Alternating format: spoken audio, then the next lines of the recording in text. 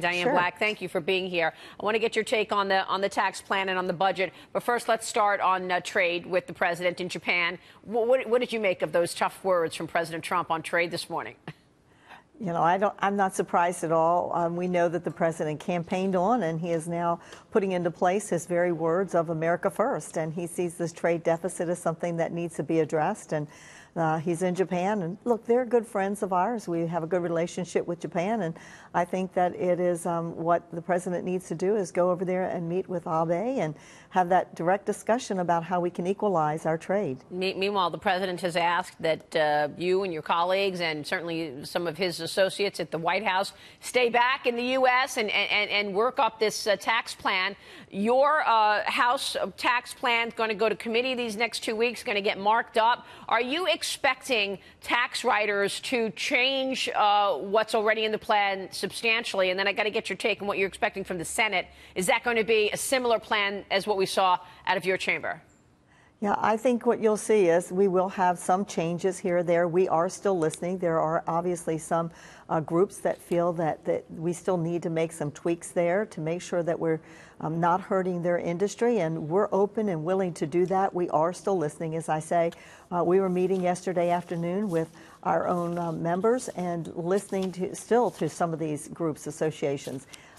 Some of it sometimes is very technical, and the way in which we were understanding it may be a little different than the way it actually operates. So that gives us an opportunity to be able to be sure that we're not hurting businesses, because as you know, small businesses and large businesses alike, we want them to be able to operate well and increase jobs and have the economy just break wide open. So there are some opportunities to listen and to make some tweaks, but we will begin today in earnest at 12 noon, marking up our bill and giving a lot of discussion. It's going to take us quite some time, but that's what it's all about, is having that dialogue and giving everyone an opportunity to have their say. Now, one of the important things that people want to see marked up, if you will, is this 45.6% tax on income between $1.2 and $1.6 million, Congressman.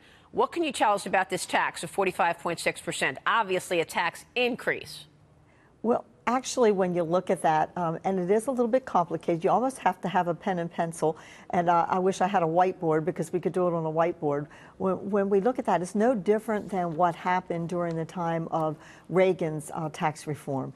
And we are listening, and we are looking at ways that we can make this group of folks who are in that income range, help them, first of all, to understand why we did what we did, because it really is that first 12%, and it's added on later. So, again, it's complicated. You need a whiteboard to do that. But remember what our whole emphasis was. It was to make sure that those in the middle income got the greatest relief, and that they would actually see the greatest growth in their paychecks.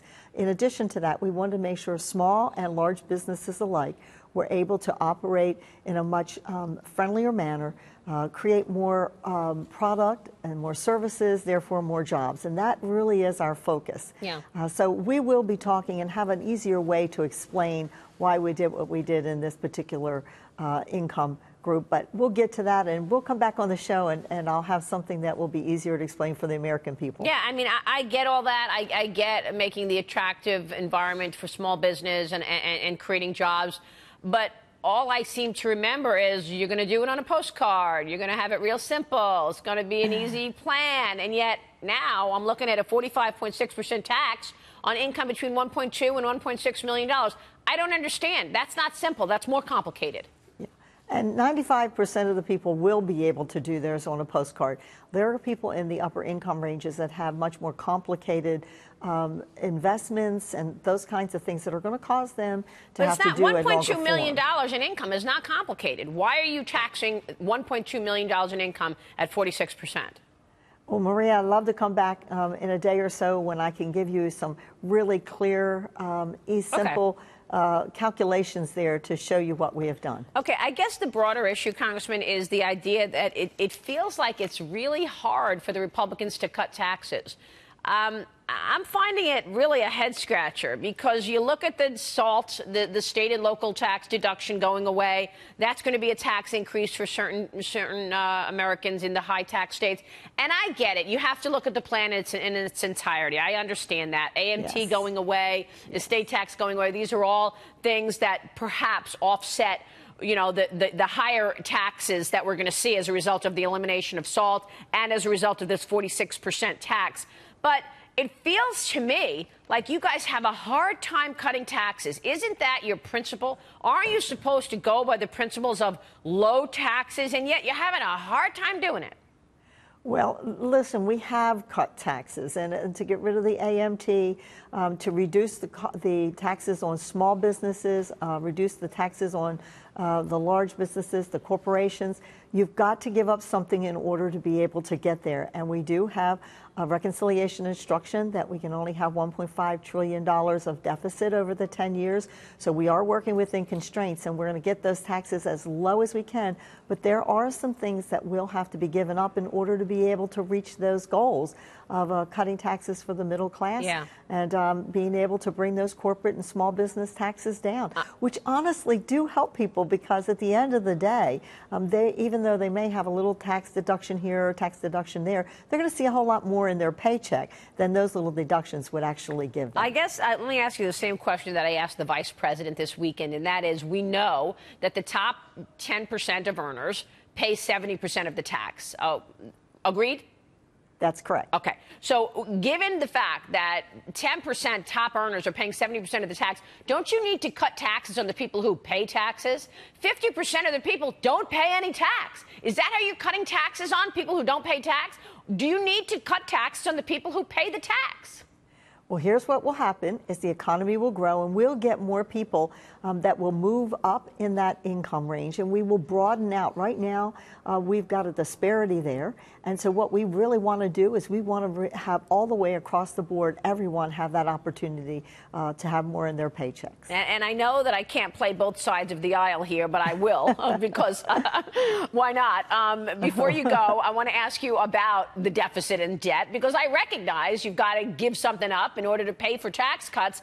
When will the debt become a priority, Congressman? Because we know that this budget was $500 billion overspending. We know that the 19 budget is $500 billion overspending. So when does the debt of $20 trillion become a priority? And does that mean you have to take an axe to the entitlements? When were you going to do it?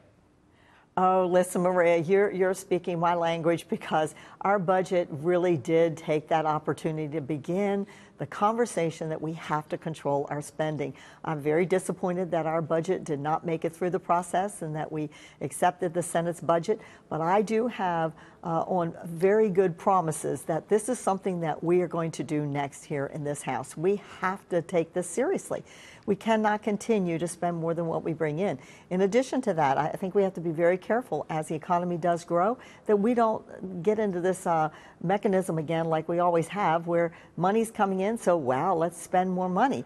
We've got to be sure we balance this, that as the economy grows, that we begin to pay down our debt. And this is something that has to happen in the next budget. All right. Well, so you're talking about the 2020 budget or the 2019 budget? The 2019 budget, okay, that's correct. Great. So entitlement reform must happen. Yeah. Congressman, it's good to see you.